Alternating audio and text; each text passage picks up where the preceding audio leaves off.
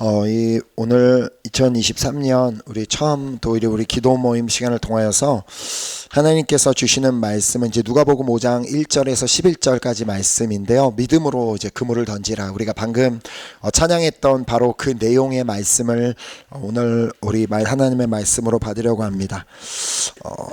오늘 하나님의 말씀 제가 한 절 읽고 여러분들이 한 절 읽고 우리 오늘 하나님의 말씀 우리 믿음으로 우리 본문 말씀 읽도록 하겠습니다. 제가 먼저 읽을게요. 무리가 몰려와서 하나님의 말씀을 들을새 예수는 게네사렛 호숫가에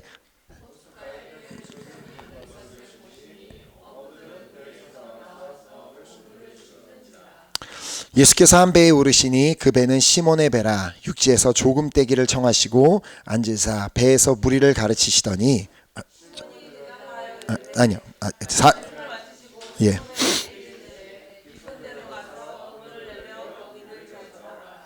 시몬이 대답하여 이르되 선생님 우리들이 밤이 새도록 수고하였으되 잡은 것이 없지만은 말씀에 의지하여 내가 그물을 내리리이다 하고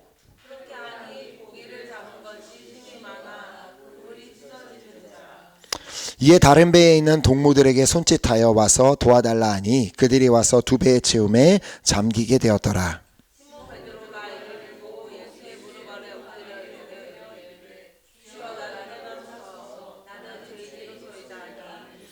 이는 자기 및 자기와 함께 있는 모든 사람이 고기 잡힌 것으로 말미암아 놀라고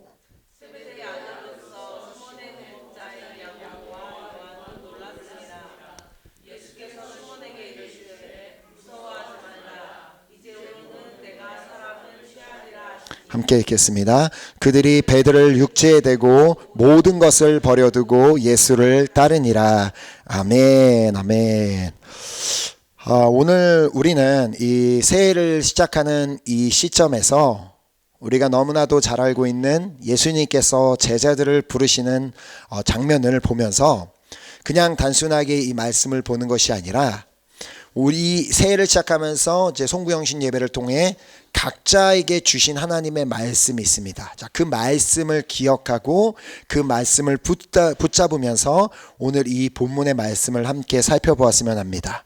자, 우리는 지난 이제 성경 공부 시간을 통해서 그 자리에 오셨던 분들은 각자 올해 받은 말씀이 무엇이었는지 또 그 말씀을 통해 깨달은 것이 무엇이었는지를 깨닫는 시간을 나누었습니다. 자, 이제 우리에게 중요한 것은 그 말씀을 믿고 나아가는 것입니다. 하나님께서 아무리 새해가 될 때마다 말씀을 주셔도 그때만 이런 말씀을 받았나 보다 하고 1년 내내 잊어버리고 산다면 전혀 그 말씀은 약속의 말씀이 될 수도 없고 그 말씀이 우리 삶의 실체가 될 수가 없기 때문에 우리에게 중요한 것은 하나님께서 새해를 시작하면서 나에게 어떤 말씀을 주셨다면 그 말씀을 분명히 믿고 그 말씀을 붙잡고 나아가는 것이 중요하다는 것입니다. 자, 말씀을 받았지만 전혀 믿지 않는다면 말씀을 받긴 받았지만 이게 무슨 말씀이 뭐지? 이게 될까라며 의심하며 믿지 않는다면 그 말씀은 우리의 삶에 전혀 실체가 될 수가 없습니다. 하지만 그 말씀을 믿고 나아간다면 하나님 감사합니다. 이 말씀대로 이루어질 것을 믿습니다라고 그렇게 믿고 나아간다면 그 약속의 말씀이 반드시 우리 아까 찬양했던 그 가사 그대로 주님의 때에 주님의 시간에 우리의 삶에서 이루어지게 되는 것을 보게 될 줄 믿습니다. 아멘. 자, 그런 의미에서 우리는 오늘 예수님께서 제자들을 부르시는 장면을 보기를 원하는데요. 자, 먼저 본문 1절 말씀을 보면 무리가 몰려와서 하나님의 말씀을 들을새 예수는 게네사렛 호숫가에 서서. 자, 서서라는 단어가 빠졌는데 먼저 지금 여기서 말하고 있는 이 게네사렛 호수는 우리가 너무나도 익히 잘 알고 있는 갈릴리 호수를 말합니다. 근데 보면은 성경에 갈릴리 호수, 게네사렛 호수 이렇게 여러 가지 이름을 사용하는데 그렇다면 왜 여기 이 누가복음에서는 이렇게 게네사렛 호수라고 불렀느냐 한다면 갈릴리 호수를 이렇게 지도상으로 위에서 보면 하프 모양 같이 생겼습니다. 하프 이렇게 악기, 그 하프 악기처럼 생겼기 때문에 그 악기를 히브리어로 긴놀이라고 부르는 데서 유래가 되었습니다. 자, 그래서 구약 시대에는 긴네 게네사렛 바다라고 그것을 이제 그렇게 불렀고, 신약 시대에 이르러서는 그 이름이 변화되어 게네사렛이라고 부르게 된 것입니다. 그러니까 게네사렛이나 갈릴리 호수 뭐 똑같은 바다를 말하는 것입니다. 자, 아무튼 우리가 이 1절과 2절을 통해 깨닫게 되는 사실은, 이렇게 무리가 몰려와서 예수님의 말씀을 듣고 있었지만, 그런 때였지만 아직까지 베드로는 예수님을 만나지 못했고 예수님을 따르고 있지 못했다는 것입니다. 자, 그래서 2절 말씀을 보면, 호숫가에 배 두 척이 있는 것을 보시니 어부들은 배에서 나와서 그물을 씻는지라. 자, 여기 있는 배 두 척 중에 한 배는 베드로의 것이었고 다른 한 배는 야고보와 요한의 배였습니다. 자, 우리가 이 이야기의 전체적인 내용을 이렇게 쭉 살펴보게 된다면 우리가 깨닫게 되는 것, 그것은 예수님께서 그날 게네사렛 호수에, 그것도 배 두 척이 정박해 있던 그곳으로 가셨던 이유는 바로 그곳에 베드로와 야고보와 요한이 있는 장소였음을 아셨기 때문임을 보게 됩니다. 자, 그리고 예수님은 그들이 배에서 나와서 그물을 씻고 있는 그 시간에 그들을 찾아가셨습니다. 그들이 한참 그물을 던지고 있는 시간도 아니고, 이제 막 가려고 그물을 던지려고 준비하고 있는 시간도 아니고, 이미 밤새도록 그물을 던지고 이제 어업을 마치고 그물을 씻고 있는 그 시간에 그들을 찾아오셨다는 것입니다. 자, 그물을 씻는다는 게 의미가 뭐겠습니까? 이제 일을 다 정리하고 집으로 돌아가려고 하고 있는 시점이었다는 말입니다. 자, 그러나 특히나 그날은 아무것도, 우리가 잘 본문을 통해 알고 있는 것처럼 아무것도 잡지 못한 날이었습니다. 그렇게 허무한 마음으로 그물을 씻으며 정리하고 있는 바로 그 타이밍에, 그때에 예수님께서 그곳을 찾아오셨고, 하필이면 예수님께서 베드로의 배에 갑자기 올라타십니다. 자, 그런데 그냥 그 배에 올라가신 것만이 아니라 베드로 보고 그 배를 조금 이동할 것을 요구하셨습니다. 자, 본문 3절에 보면, 예수께서 한 배에 오르시니 그 배는 시몬의 배라. 시몬이 이제 베드로죠. 육지에서 조금 떼기를 청하시고 앉으사 배에서 무리를 가르치시더니. 자, 우리는 보통 이 베드로의 이야기를 생각하면 예수님의 말씀에 순종해 깊은 곳에 가 그물을 던진 그 장면을 생각하는데, 자, 여기서 우리가 볼 수 있는 게 뭐예요? 베드로는 이미 예수님의 요구에 순종해서 그 배를 육지에서 조금 떼어 냈다는 것입니다. 이때까지 베드로가 뭐 예수님에 대한 소문을 익히 들어서 그분에 대해서 알고 있었는지, 아니면은 그분을 정말 처음 봤지만 도대체 이렇게 많은 무리들이 따르는 이분은 누구일까라는 그런 궁금증이 있어서였는지는 알 수 없지만, 어찌되었던 베드로는 그날 이 예수님이라는 분께 자신의 시간을 할애하기로 결정하게 되었음을 볼 수 있습니다. 자, 밤새도록 그물을 던졌지만 아무것도 잡지 못해서 정신적으로나 육체적으로 지쳐있는 상태였지만, 신기하게도 그는 예수님께 자신의 배를 선뜻 내주었습니다. 자, 그가 만약 그 배를 내줄 생각이 없었다라면 예수님께 얘기했겠죠. 당신이 누군데 나보고 배에 막 올라타서 내 배를 움직이나 말하냐, 내려라, 내 배에 타지 말아라고 했을, 그렇게 베드로가 거부했을 수도 있습니다. 자, 그러나 그 베드로는 거부하지 않았다는 것입니다. 자, 어쩌면 우리가 여기까지는 베드로처럼 잘 할 수 있을지도 모릅니다. 주님을 위해 나의 시간을 할애하는 것, 주님을 위해 나의 시간을 드리는 것, 이렇게 뭐 아침부터 예배 자리에 나오는 것, 뭐 주중에도 성경 공부에 나오는 것, 주일에도 예배에 나오는 것, 그리고 뭐 이렇게 개인적인 큐티 시간, 뭐 말씀을 읽는 시간을 드리는 것, 기도하는 시간을 드리는 것, 이렇게까지는 주님을 위해 나의 시간을 드리는 것까지는 우리가 다 잘할 수 있다는 것입니다. 자, 그런데 정작 중요한 것은 그 다음입니다. 자, 4절 보면, 말씀을 마치시고 시몬에게 이르시되 깊은 데로 가서 그물을 내려 고기를 잡으라. 자, 이날 예수님은 무리들을 향해, 자신을 따라온 무리들을 향해 이제 하시던 말씀을 마치시고 나서는 베드로를 향해서만 한 가지 말씀을 추가로 더 하셨습니다. 그게 뭐예요? 깊은 데로 가서 그물을 내려 고기를 잡으라. 다른 사람들에겐 다 똑같은 말씀을 하셨지만 오직 베드로 한 사람에게만 한마디 말씀을 더 하셨다는 것입니다.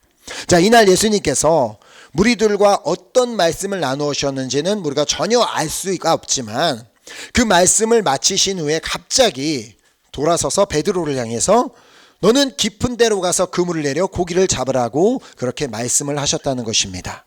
자, 여기서 베드로의 반응이 제일 중요합니다. 5절에 시몬이 대답하여 이르되 선생님 우리들이 밤이 새도록 수고하였으되 잡은 것이 없지만은 말씀에 의지하여 내가 그물을 내리리이다 하고, 자, 베드로는 먼저 이제 예수님께 자신이 지금 처해 있는 상황에 대해서 설명을 합니다. 자, 선생님, 자, 우리들이 밤이 새도록 고기를 잡으려고 해봤습니다. 그러나 아무것도 잡은 것이 없습니다. 자, 그런데 여기서 그의 말이 끝난 것이 아니라 그는 바로 이어서 그렇지만 그 주님의 말씀에 의지하여 그물을 내리겠습니다라고 선포했습니다. 자, 이게 무슨 말이겠습니까?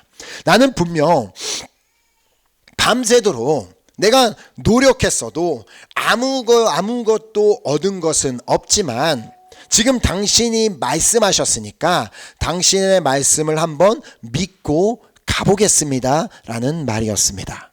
자, 그런데 만약에 한번 생각해 보면 예수님께서 베드로의 배에 갑자기 오르자마자 베드로를 향해 너는 깊은 데로 가서 그물을 던져 고기를 잡으라고 말씀을 하셨다면 아마도 베드로는 그 말에 쉽게 순종할 수는 없었을 것입니다. 순종하기가 어려웠을 것입니다. 자, 그래서 예수님께서는 먼저 그 배에 올라타셔서 말씀을 가르치는 것을 우선적으로 하셨던 이유입니다. 자, 바로 이 장면을 떠오르게 하는 말씀이 로마서 10장 17절에 있습니다.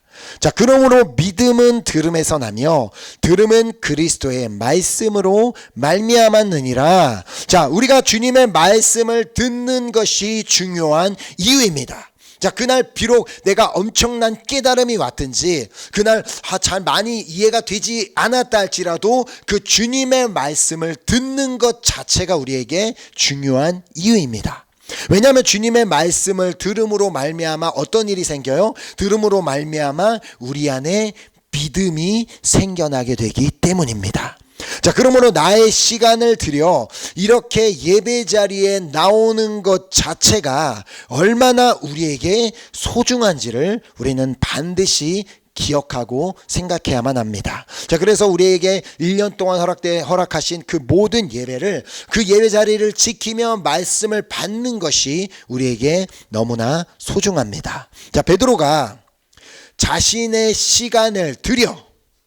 자신의 시간을 예수님께 드려서 그 예수님의 말씀을 들었기 때문에, 그 자리에서 예수님의 말씀을 들었기 때문에 그의 안에 믿음이 들어오게 되었고, 그리하여 그가 믿음으로 말미암아 깊은 곳에 가서 그물을 던질 수 있었던 것처럼 우리도 우리의 시간을 들여 예수님의 말씀을 계속해서 들을 때 그 말씀을 통해 우리 안에 믿음이 들어오게 되고 그 믿음을 가지고 우리 각자에게 주신 말씀을 붙잡고 나아갈 수 있게 되는 것입니다. 자, 그래서 히브리서 12장 2절 말씀을 보면 믿음의 주요 또 온전하게 하시는 이인 예수를 바라보자. 자, 이 개역개정 성경에는 자, 이 부분을 이제 이렇게 믿음의 주요 또 온전하게 하시는 이라고 번역하고 있는데, 자, 원어적인 의미로는 사실 우리말 성경 제가 이제 올려놓은 것처럼 이 말에 더 가깝습니다. 믿음의 창시자요 완성자. 자, 그러니까 헬라어 원어적인 의미가 믿음의 창시자요 완성자라는 의미가 더 가깝고,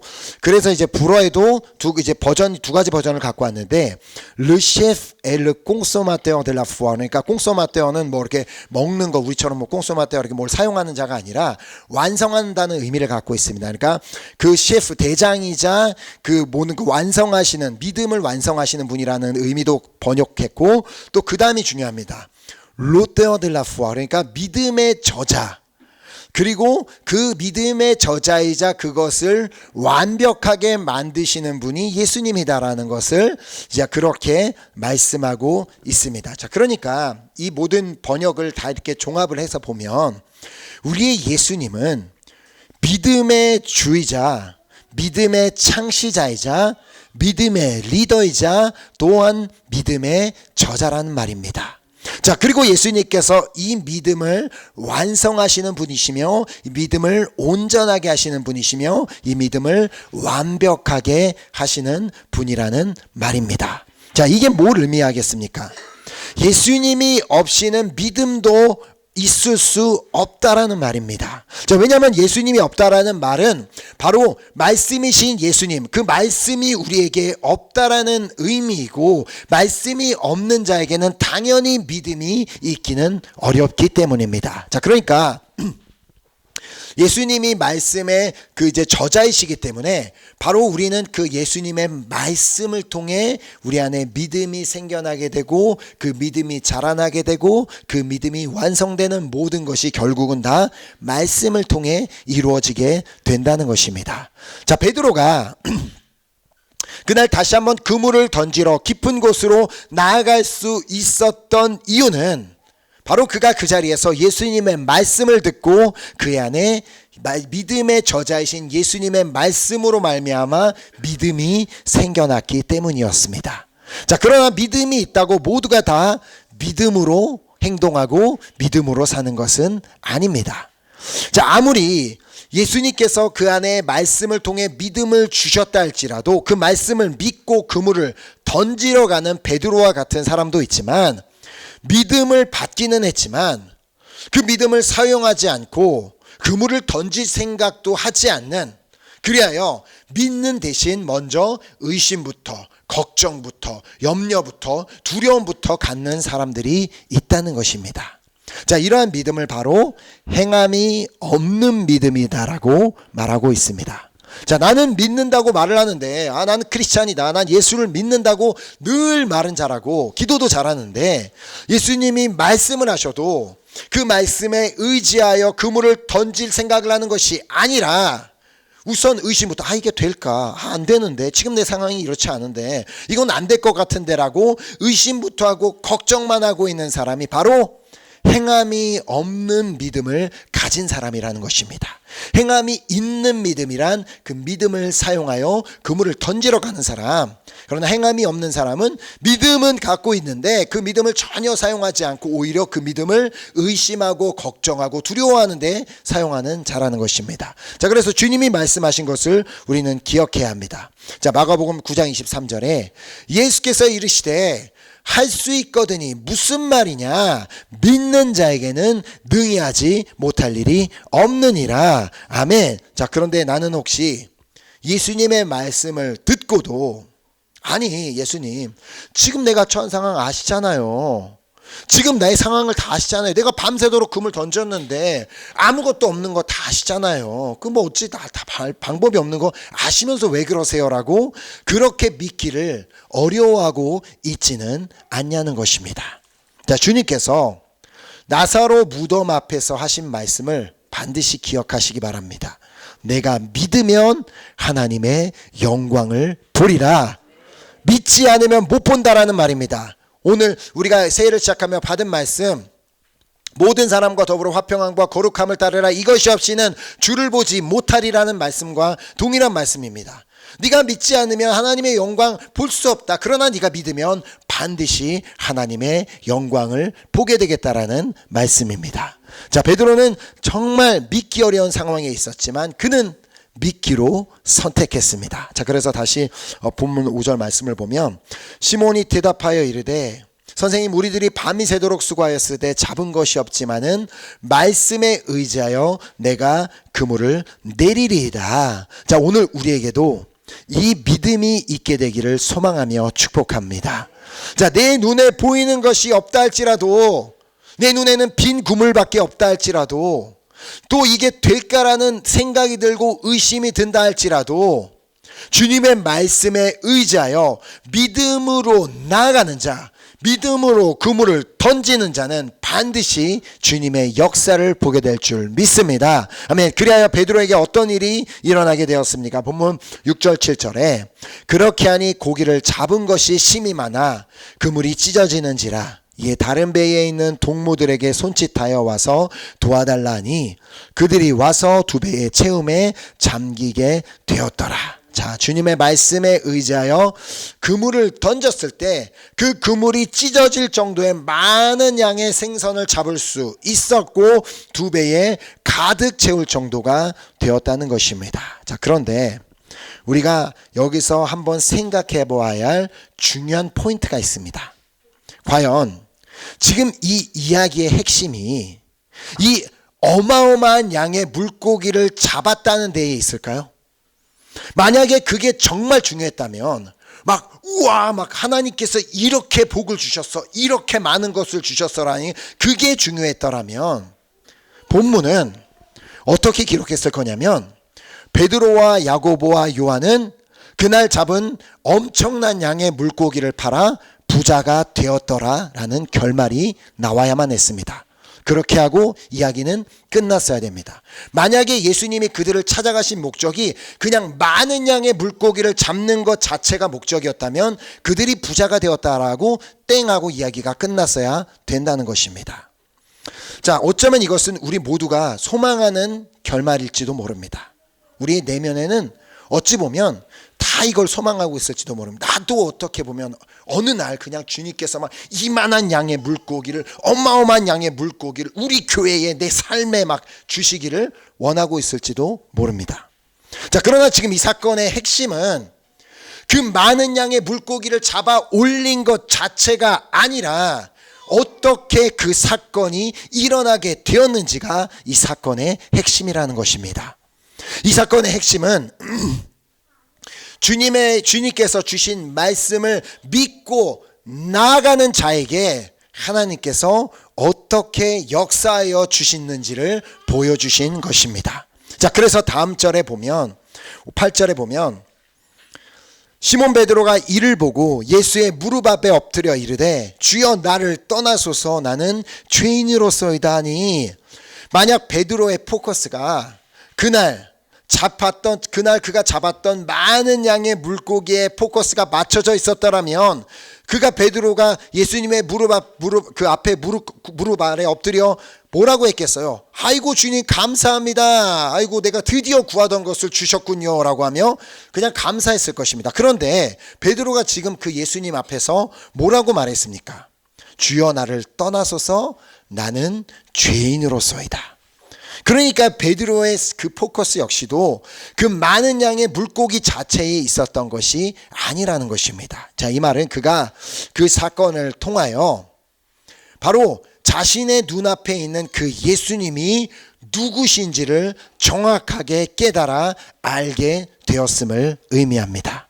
자, 그분은 단지 나에게 찾아와서 어떤 조언도 해주시고 나의 문제를 해결해 주시고 나에게 응답해 주시는 그런 분이 아니라 믿는 자를 위해서라면, 오직 주님의 말씀을 믿는 자를 위해서라면 초자연적인 일을 행하실 수 있는 만물의 주인이신 하나님 당신 자체가 자신의 눈앞에 있음을 그가 깨닫게 되었던 것입니다. 자, 그래서 9절 10절을 보면 이는 자기 및 자기와 함께 있는 모든 사람이 고기 잡힌 것으로 말미암아 놀라고 세베대의 아들로서 시몬의 동업자인 야고보와 요한도 놀랐음이더라. 자, 베드로뿐만 아니라 그 자리에 있었던 야고보 또 요한을 포함한 모든 사람들이 주님의 말씀을 믿고 그 주님의 말씀을 믿고 앞으로 담대히 나아가는 자에게 어떤 일이 그들의 삶에 일어나게 되는지를 두 눈으로 똑똑히 확인할 수 있었습니다. 자, 그 위대하신 하나님 앞에 베드로는 자신의 그 자금을 깨닫고 나는 정말 아무것도 아닌 존재구나라는 것을 깨닫고 그렇게 자신이 죄인임을 주님 앞에 고백하게 되었던 것입니다. 자, 이 고백을 들으신 예수님께서 말씀하셨습니다. 자, 무서워 말라. 이제후로는 내가 사람을 취하리라. 자, 마태 마가복음에서는 내가 너희로 사람을 낚는 어부가 되게 하리라라고 그렇게 기록하고 있습니다. 자, 결국 이날 예수님께서 게네사렛 호숫가에 오셨던 이유는 베드로를 찾아와 그에게 새로운 비전을 주시기 위함이었습니다. 그를 찾아와 물고기 많이 잡는 떼부자가 되게 하기 위한 목적이 아니라 베드로에게 새로운 비전을 주시기 위함이었다는 것입니다. 고기를 많이 잡는 것이 유일한 비전이었던 베드로를 찾아와 이제는 사람을 낚는 어부가 되는 비전을 주시기를 원하셨던 것입니다. 자, 비록 그가 그의 비전이었던, 그가 그토록 꿈꿔왔던 물고기를 많이 잡는 일이 그의 삶에 일어나 그가 그것을 경험하게 되기는 했지만, 이제 그 주님의 말씀의 능력을 체험한 그에게는 더 이상 이전 것에 가치를 두는 것이 아니라 새로운 비전을 붙잡고 새로운 비전을 바라보게 되었던 것입니다.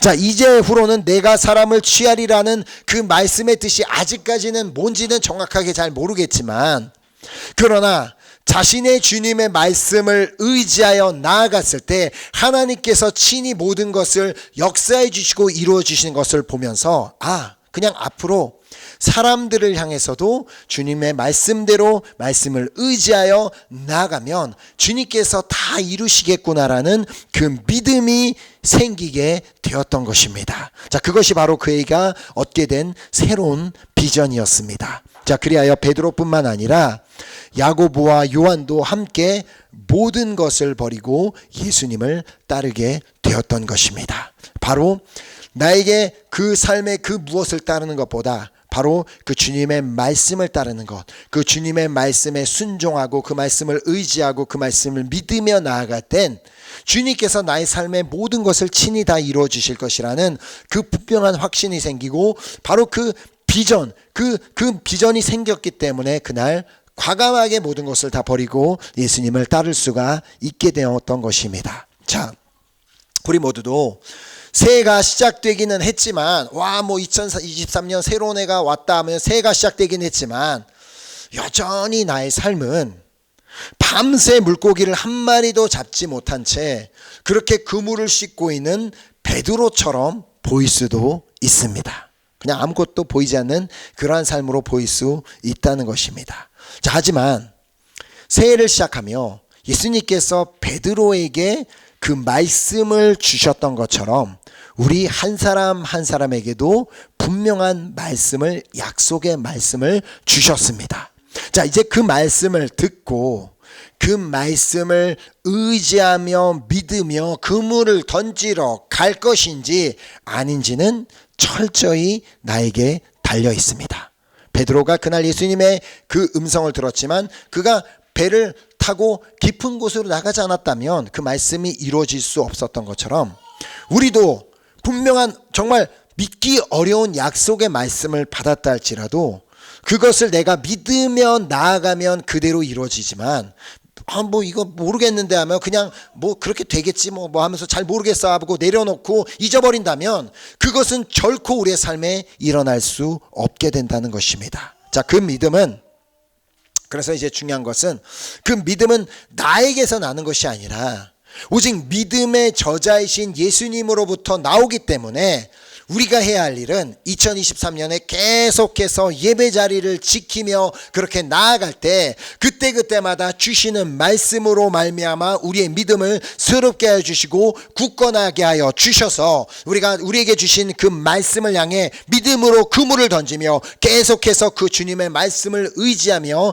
나아갈 수 있는 힘을 계속해서 예배를 통해 또 말씀을 통해 공급해 주실 줄 믿습니다. 자, 그리하여 믿음으로 나에게 주신 말씀을 의지하여 믿음으로 나아가 그물을 던질 때, 비록 지금 정말 믿어지지 않는다 할지라도 그 주신 말씀을 다시 한번 읽어보면서, 하나님, 이 말씀대로 이루어 주실 것을 믿습니다. 이것이 실체가 되게 하실 줄 믿습니다라고 계속해서 삶에서 믿음으로 그물을 던질 때 그 말씀이 우리의 삶에서 이렇게 역사했다고, 하나님께서 이렇게 응답하여 주셨다라고, 우리 2023년 마치는 그날에 우리 모두가 함께 정말 기쁨과 감사로 간증하게 되는 그날을 반드시 보게 될 줄 믿습니다. 자, 그렇게 믿음으로 그물을 던지는, 포기하지 않고 쉬지 않고 계속해서 믿음으로 그물을 던지는 여러분과 제가 되기를 예수 그리스도의 이름으로 축복합니다. 아멘. 이 시간 우리